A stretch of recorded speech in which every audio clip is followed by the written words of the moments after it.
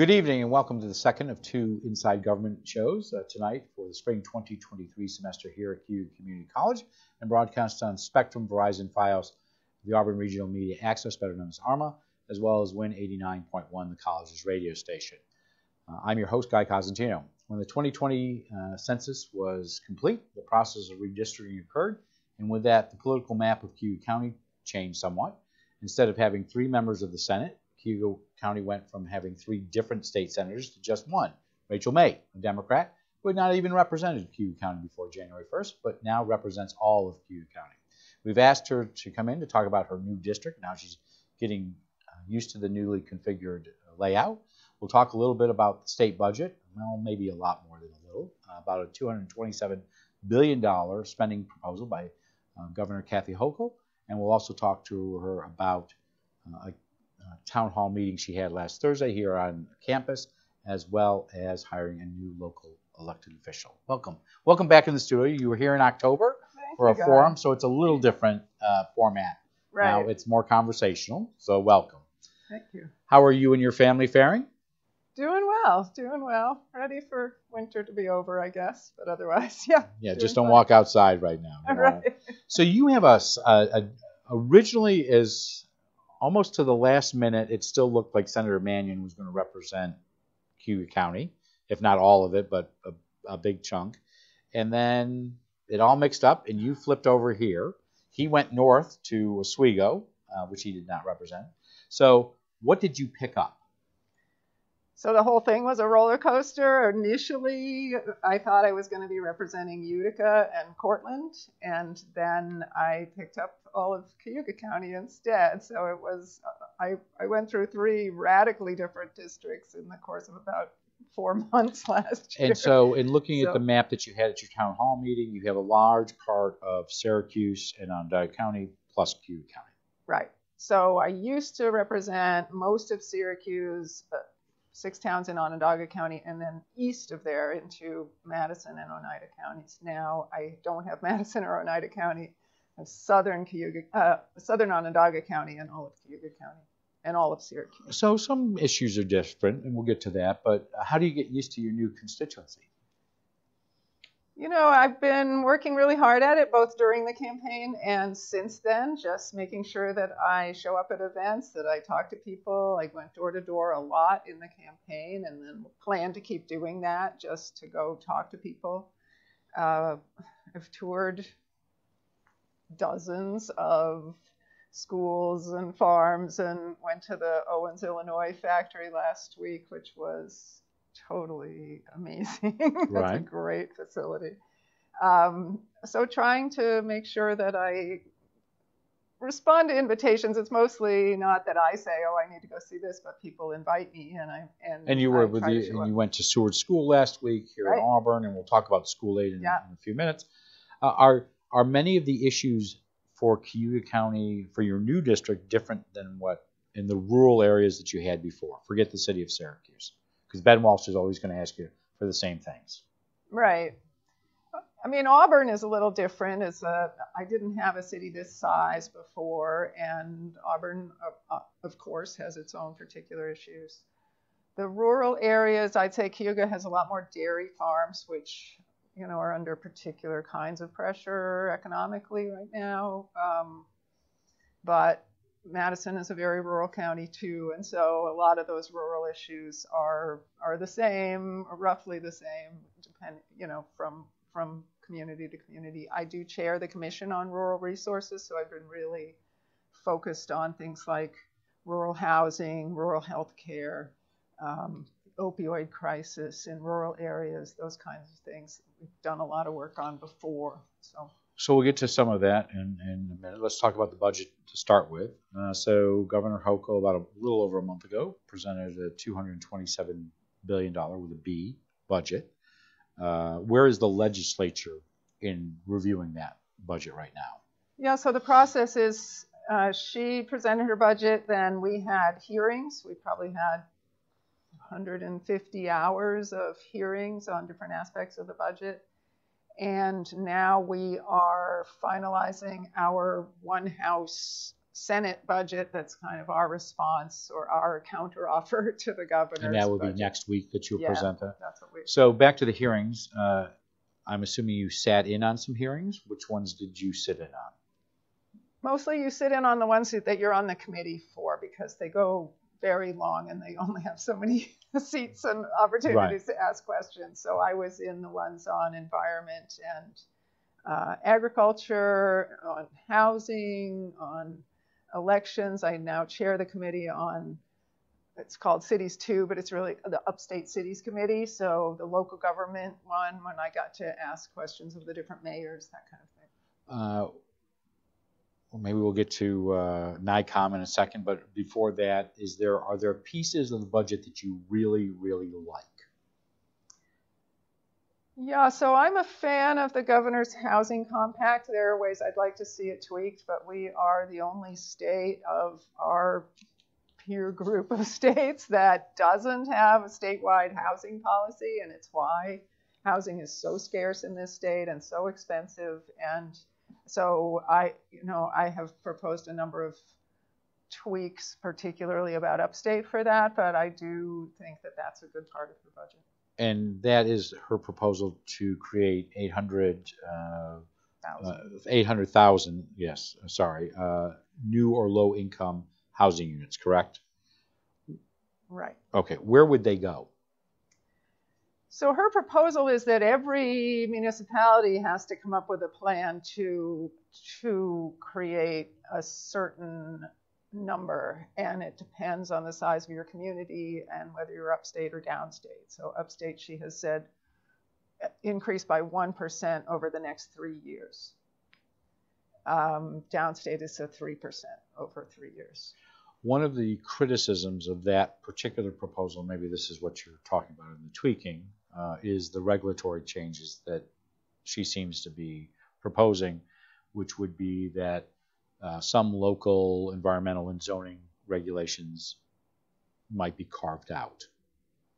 Am I correct? She's proposing that. Yes, you're correct. She's proposing Okay. That. Do you support her doing that? I do. I think we have a lot of exclusionary zoning that is kind of a holdover from past eras where people envisioned the kinds of communities, what a community ought to look like differently. And it's very hard in New York to build multifamily housing. It's very hard to make walkable communities or communities that lend themselves to bus lines or that kind of thing. New York makes that incredibly difficult. And I think what she's proposing is not remotely radical. It's just common sense. But even so, how so on the environmental front, though? Regulations that you would have, there's been criticism of that specifically. I mean, I know zoning is one, but environmental regulations, you would think a state like New York would want to follow what local municipalities are most likely are tougher. Right. So I think what you're talking about is reforming the process of environmental review for multifamily housing. Right now, wherever you are, if you're going to build multifamily housing, you have to go through a full environmental review process. And that includes not only what we think of as environmental concerns like water quality or lead paint or asbestos or those kinds of issues. And she's not touching any of that. But it also includes a kind of vague set of rules about quality of life in the area. And those kinds of things just open these proposals to lawsuits and drive the cost up dramatically for building them. And at the environmental level, they make it harder to build more dense development, which means you're more likely to get sprawl development, more people driving farther and farther, that kind of thing, open space being swallowed up with housing developments instead of the kind of dense communities that are actually environmentally more sensible. So the current rules protect the environment at one level, but they also actually work against the environment. And I think if you can rethink the environmental impact of building these buildings and look more holistically at it, that there are sensible ways to change those rules. What don't you like in the budget? So she's done a lot in the healthcare budget that I'm really concerned about. I worked very hard last year. As aging chair last year, my big priority was raising wages for home care workers. And we managed to secure a $3 an hour increase for home care workers above the minimum wage. It's a really big deal. The whole point is to get more people to want to do home care. Which is tough work. It's tough work. It's really important work because it helps people stay out of nursing homes. It helps families, not have to quit their job to care for a loved one. There's a lot of ways that it helps the economy, but people were not making a living wage at it. So she has proposed to raise the minimum wage for everyone, but her plan is that home care workers will be $3 above the minimum wage, and the minimum wage will come up, and when they match, then home care workers will make the minimum wage again. And that feels like just everything we fought for last year being taken away. So I'm working very hard to make sure that we don't do that. And there are a number of other issues about paying caregivers that I think her budget falls short on. Are they reason enough to vote against the budget? That's the $227 billion question. The problem with that is, the budget will also have funding for education, which we desperately need, and it will have funding for a lot of other things. So just on the education front, let's talk about that. So, for example, she has given a large increase in education funding. You talked about this last week at your town hall here at the college. You said this was part of the 3-year plan to bring districts, make them whole because of lawsuits. First of all, is that enough money? For now, I think it is what it ought to be. The problem is it isn't allocated necessarily correctly, but Auburn is getting a lot more money than. So Auburn would tell you that that's great that they're getting. I'm not going to speak for Auburn. Jeff Perzolo would be horrified if I'm going to say this, but let me just say I'm the alternate Jeff Perzolo, superintendent. I would say it's great we're getting new money, but you haven't fixed the formula. Right. So that's the next phase, and that's definitely the chair of the education committee. But we've been hearing that for decades. Well, it's hard to do, and it's hard to tell some communities you got too much, and we're gonna take away money from you. That's almost impossible. So the bottom line is it is almost impossible that you can shift the formula moving forward so that you aren't. And where is that done from? Is that done from the legislative action, or does that have to be from the Department of Education? It's going to have to be both, but the legislature is going to work really hard to come up with a formula. I mean, right now the formula is based on the 2000 census. So, it just doesn't even reflect the reality on the ground for a lot of communities. The other piece that usually happens is a governor, I'm not saying Kathy Hochul, but her predecessors would usually come up with, let's say, X number of dollars, which was an increase from the previous year on schools. And the legislature would then do what it always does, and that's add more money to school funding. Do you think that will be the case again this year? I think there are some areas. I think certainly for higher ed, we're going to add whatever we can. And you talked about community colleges last week. Right. For the K through 12, I think, honestly, if we add, it will probably be at the pre-K level, trying to make sure we really get closer to universal pre-K. I'm not sure if we're going to add more money for K through 12. So you've got about 24 days before the budget needs to be approved. Do you think you'll approve it on time? I hope so. I bought a plane ticket to visit my daughter in California on the 5th. So. What day? On what day? April 5th. Okay. So besides it's important for your travel schedule, how important is it to adopt a budget on time? Well, it's critical because a lot of people's salaries depend on it. Although we can always do a short-term fix to that. We shouldn't be dragging it out. We have to come to decisions. So one of the criticisms, whether you were a Republican or a Democrat in the legislature, has been that the governor, I'm not saying you, but maybe it is you, that the governor has a lot of policy ability within the budget versus budgetary. First of all, am I correct on that assumption?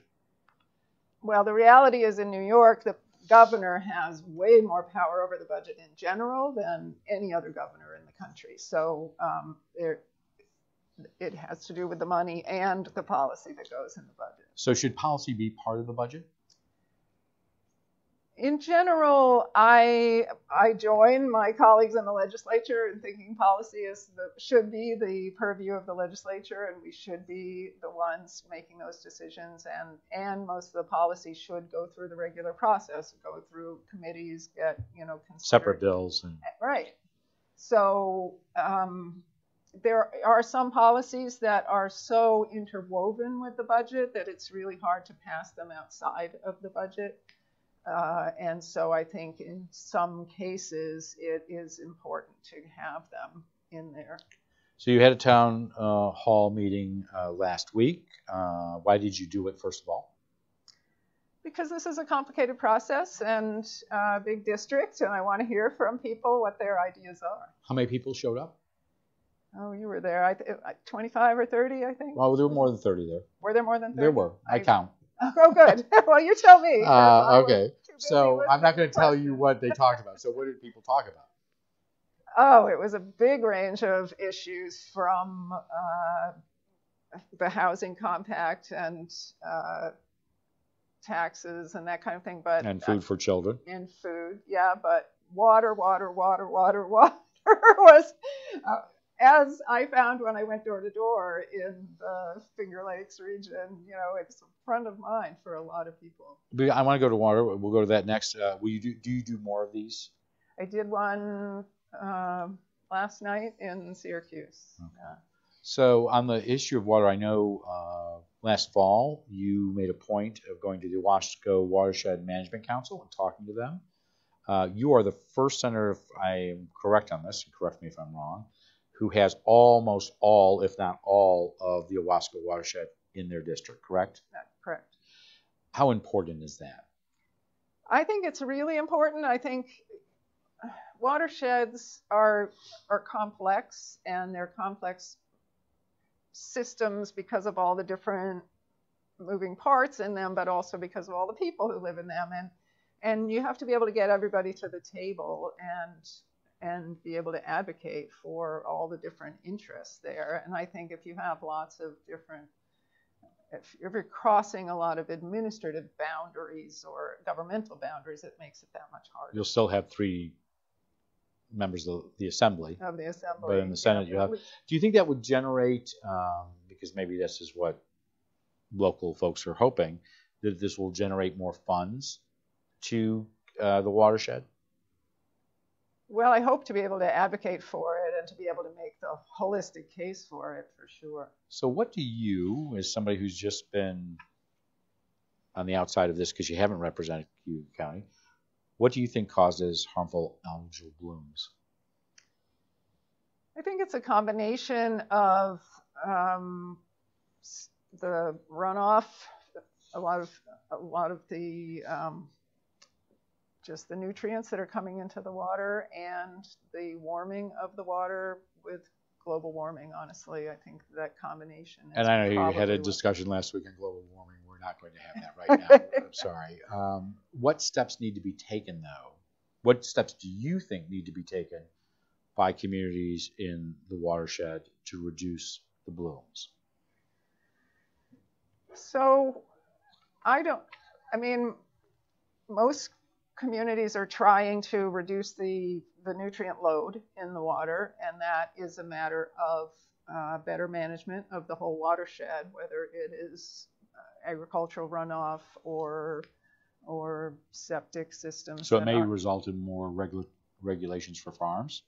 It could. I was able to tour the New York City watershed in the Catskills, the drinking water for the New York City, and they do a lot to manage that area by training farmers how to manage their cattle, for example, so that they're staying away from the key watershed points, so, and that sort of thing, so that there is, I think you can do a combination of behavioral change and training. We're working on a bill about cover crops, which are a really smart way to manage the land in general and to reduce runoff, but also potentially for farmers to be able to have another cash crop in the off season. So really trying to figure out ways to help farmers farm more efficiently so they're not having runoff. So you're not going to hear any of this stuff from your inside staff people, but you did hire, I'm being facetious, you have hired a new person on your staff? Cuyahoga County Legislator Aileen McNabb-Coleman, correct? Absolutely, yeah. And what is her job? She's my Cuyahoga County point person. I had someone in Madison County when I represented Madison County, and it was really helpful to have someone on the ground who is it a full-time job? The area. Hers is a full-time job. In Madison we had a half-time person, but it's a smaller county. And your hope is, what will she do for you? I hope she will both represent me, show up at events that I can't get to, and bring me back the information that I need to know so that we can be responsive to the needs of the district, but also introduce me around, help me know where I should be and who I need to get to know. So let's go back to the budget just for a couple of quick things. One of the items that is being proposed is increasing the cigarette tax per pack from $4.35 to $5.35. Is that a good idea?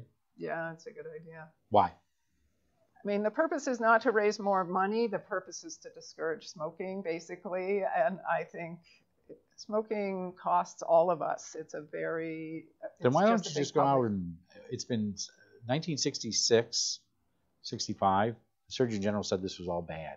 We're having this discussion 57 years later. Why don't we ban them, is what you're asking? Well, I guess my question is this, one of the discussions that you're having right now is to get rid of menthol flavored cigarettes and vaping, correct? That's one of the proposals. The idea is to deter people from picking up the habit.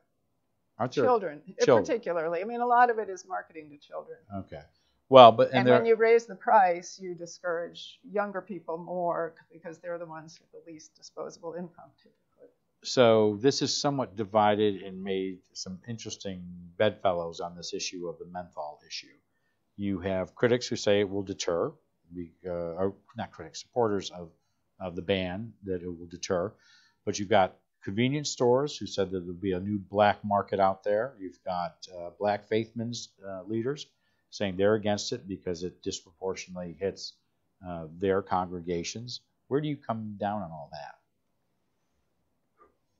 I mean, you have to be sensitive culturally, but honestly, I think this is an area where the menthol and the flavored cigarettes really are used to suck people in at an early age and make it seem like it's just a harmless thing to do. And so I think this is more about marketing and the way cigarettes are marketed to people, and I think it's appropriate to rein it in. Is the governor trying to ban gas stoves and appliances? The idea is that down the road we've got to move away from fossil fuel power in our homes, and so it's not coming into your house and taking away your stove. It is saying that if you're building a new house, you've got to build with electric. But the proposal is to do this starting in 2 years, correct? Correct. Okay. Do you support that? New houses, I do. Okay. So the governor has the ability to present to the legislature or the Senate nominees. She presented Hector LaSalle for chief judge of the Court of Appeals, and the Senate handed her a giant defeat on that. Why? Well, I'll tell you, in my case, I had weighed in. She had 8 people to choose from that were given to her by the commission. Explain what that is. There's a commission that makes recommendations. There's a commission that makes judicial and recommendations. names names. Yeah. Okay. Only for the Court of Appeals, but there were several names on there that I thought were excellent choices to kind of, I believe we need to shift the direction of the highest court in the state. And when you say shift, what does that mean? So administratively, there have been a lot of problems with our courts in general, but we also have had, from my perspective, a very conservative court in terms of overruling the legislature, for one thing, and also in terms of favoring corporate interests over individual interests, that sort of thing. And is pretty much a 4-3 majority on the court. When the chief judge stepped down, it became 3-3, and so it became a very important decision for the governor to make. And a lot of us weighed in with her and said, we want to see a different direction, and these are the 5 choices out of the 8 that we think are acceptable, and these are the 3 we think will not make that change. And she picked one of the 3. She picked one of the 3. Critics of the process have said that some members of the Democratic Conference didn't vote for Hector LaSalle because he had been endorsed many years ago by the Conservative Party to get on a line item. Was that your reasoning? That was not my reasoning. Okay. It was much more general, this idea of the direction that I think the court should take. So where are you, not you, but where is the governor in the process? So the commission has gone back to the drawing board. They are accepting nominations if anybody wants to put their hat in the ring for that, and we'll give the governor a new list to choose from. So last but not least, I want to ask in the last 2 questions, hopefully. 2 interesting news stories 2 weeks ago. One was, they appeared on the same day. One was this member of the Felony Lane gang was accused of stealing $20,000 from several Empower Federal Credit Union, was arraigned, was released on bail. Same day, a fellow is arrested on attempted murder, and he also was released on bail that day. And the question that some people might have is the bail system still broken, where people, whether they're violent financial crimes or violent personal crimes, bodily crimes, are being let out when they shouldn't be? So I don't know the details of these. When you say released on bail, you mean they were assigned they bail? Were arraigned. They were arraigned and they let go on their own without bail. Okay, because both of those are bail eligible offenses. The judges could have assigned bail, but didn't. I don't think they were. I think they were released without bail. But the that question was a is, decision by the judge not to assign bail. But is the bail system still broken in New York? So when I took office in 2019, we had a system where people were being put in jail to await trial indefinitely. Cashless bail, which was a problem, no question about it. I'm not sure the cashless term means anything. It was, you had to pay. It was about but if you don't have money, it's a problem. Right. If you were assigned even $500 or $1,000 or whatever the judge assigned and you couldn't pay it, you would sit in jail awaiting trial for minor offenses.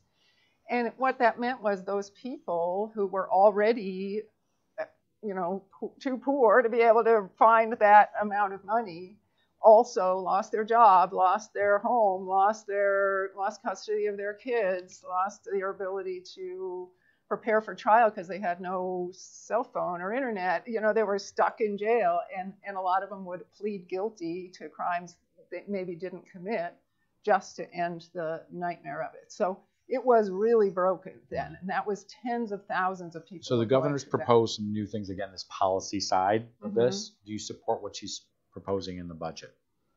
We're still talking about that as a conference, and we haven't had the briefings by our legal team for me to understand it. But my understanding is what she's proposing is for the more serious crimes that are eligible for bail, kind of redefining how the judges will make the decision whether to assign bail or not. And I'm open to thinking about that, or understanding it better. So, assuming you approve the budget on April 1st, you have a great trip to California with your daughter. What's your priority for the rest of 2023?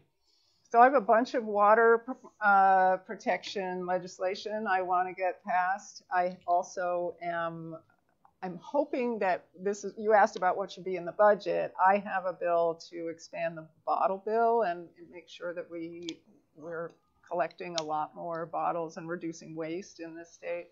If that doesn't get in the budget, I will be working on. What would you add in there? Wine bottles or? Wine, liquor, sports drinks. So the bottle bill is 40 years old, and the things we were drinking out of bottles in 1983 are really doesn't different. Doesn't count Prime or Gatorade or any of this stuff like that? Nothing like that. You see on sports fields. Okay. Right. So it would greatly expand that. It would increase the deposit to 10 cents, which would help the redemption centers pay their workers more. It would reduce litter. It would bring in a lot of money to the state's environmental protection fund. It's a great bill if we can get it passed. We'd love to have you come back in the fall. Give us an update. Okay. Post-budget. Happy to. Love to have you in here for that. Our guest has been State Senator Rachel May, who is now representing all of Cuyahoga County. We thank her for joining us over the last half hour to talk about the New York State budget and bills that are being proposed and where she stands on some of those issues.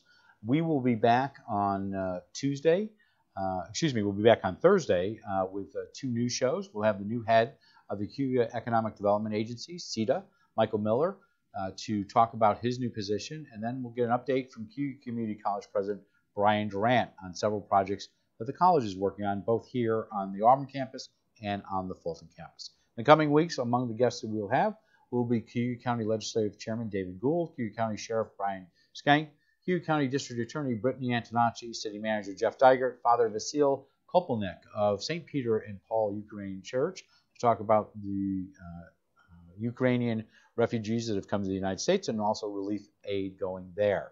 And we'll have film director Locke Phillips in as well. We'd like to know who you'd like to have on in the future or guests that you'd like to have questions asked for. You can send those to cozguytho@aol.com. In the meantime, I'm Guy Cosentino for Cuyahoga Community College. We hope you have a good evening, have a safe tomorrow, and we'll see you back here in the studio on Thursday evening.